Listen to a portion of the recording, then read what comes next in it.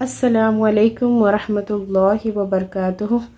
آج ہم پڑھیں گے حضرت ابراہیم علیہ السلام کے بارے میں۔ حضرت ابراہیم علیہ السلام اور زمزم۔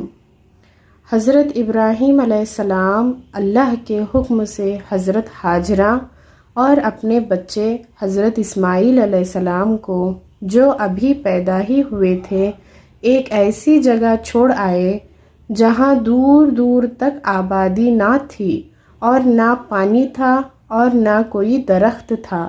حضرت ہاجرہ علیہ السلام نے حضرت اسماعیل علیہ السلام کو ایک پتھر کے سائے میں لٹایا اور خود پانی کے تلاش میں ادھر ادھر دوڑیں، لیکن پانی نہ ملا۔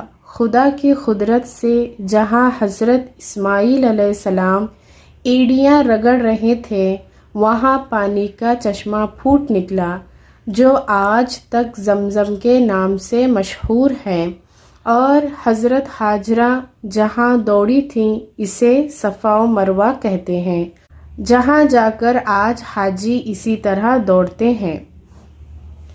صدق اللہ علیہ العظیم، صدق اللہ رسولہ الکریم۔